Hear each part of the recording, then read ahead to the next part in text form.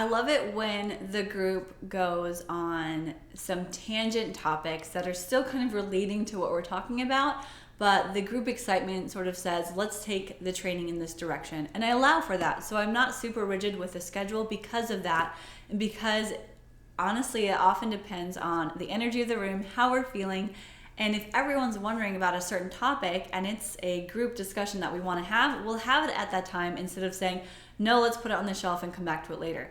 Of course, if there is something exact planned for another time, I will bring us back to the topic at hand. But this weekend, we had some questions about specifically when we have lower back problems, and that really relates to core strength. And so we got on the topic of the different abdominal or core muscles that we use in our body. And there are 4 main core muscles or ab muscles, and you can read about this in the Anatomy of Movement. We've got the rectus abdominals, the transverse abdominals, the external obliques, and the internal obliques. So those are the 4 main core muscles in our midsection. And then you go beyond that, there's a ton more muscles. So of course, we've got lots of muscles in our bodies.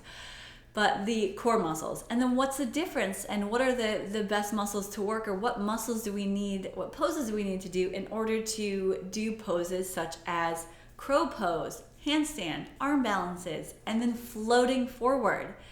And what I like to tell people for sure is just keep practicing. Just keep doing a whole bunch of things. Keep moving your body. And if you move in a way that is doing, the same thing, do the pose 1,000 times before you come back and say you can't do it. But if beyond that, I can actually help you and say, oh, here are some poses that could work those muscles. The rectus abdominals are like your 6-pack ab muscles. They're the muscles that you work when you do crunches. So those are your crunching muscles, your sit-up muscles. The transverse abdominals are deeper down, and they're ones that you would use for floating, for arm balances, and things like plank pose, or any time that you're engaging deep-rooted core muscles, pulling up in the bandhas, the mula bandha, which again we'll get to next, the very next topic we'll get to, lifting up through mula bandha, uddiyana bandha, and engaging that root lock in the deep down. There's more muscles that connect. So anyway, it's that like if you press into a plank, correctly into plank, you're going to feel that engagement in that midsection deeper than just the surface layer of your abs.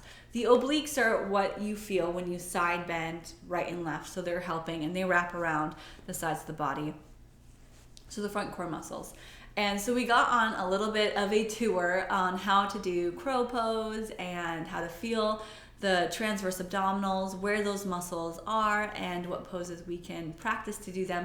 So we refreshed ourselves with doing a proper plank pose, with walking the feet forward slowly, pressing into the hands and pulling up through the belly and feeling that, rather than doing crunches to feel some of your ab muscles. And then I also talked about crow pose a little more in a way that some of you were a little bit fearful. And so when it comes to a pose that you are scared of, or you are fearful about going into, the first thing I want to ask yourself, of course, is what is the worst thing that could happen? What is the fear? What is the underlying fear? And the fear for arm balances or crow pose is often that you're going to fall, break your face, and die. Okay, you're not going to die, but you might fall into a face plant, or hurt your neck, or hurt your face, or scratch your face, or something where you face plant. The fear is falling. And so I want you, as a yogi person who wants to get into this pose but is a little fearful, to ask yourself what that is. So you're fearful of falling, and then figure out the best way to do the thing that you're scared of. So figure out falling. Figure out how you would fall out of crow pose or out of your pose without hurting yourself, so that you have an escape route to get out of if you do fall, if something does happen. For example, when you're in crow pose, say we're in crow pose here, the best way that I always fall, and the way that I show people to fall, is to lift a hand and come to your elbow. So you do a little, your from your pinky finger to your elbow will bear the weight, so you distribute it through your entire arm, and you drop a knee. So your knee and your elbow hit down, or knee and your forearm hit down. Your elbow you don't jam your elbow. But you're in crow pose, and then, oh no, you fell out of it. You hit your elbow, your pinky finger, your forearm down, your knee comes down. And so that way you're avoiding the face plant. So you're not using your face to catch yourself, you're using your forearm. And for me, it's always my right arm. For you, it might be your left. So practice falling out of that crow pose. Let me give you an example, actually. Let me show you this. So if you're going to fall out of crow pose, let's just turn this over here, turn you down. And I can even do it on a non-padded surface, okay? So crow pose. You're here, we lift. The best way out for falling, I'm gonna go this way, is to take your knee and your forearm down. There. So you kind of guard your face by taking the forearm and the knee down first. And do that a bunch of times. If you want to put a blanket or something in front of you, you would lift to crow pose, or not, you wouldn't even have to lift. So your toes could still be down. Lift, and then practice falling out. Ooh, there we go. Easy. Do that like 100 times before you try to actually lift up. So that way it's subconscious or unconscious, and when you do fall, you end up where you need to be. So practice falling. Same with handstand, same with any arm balance.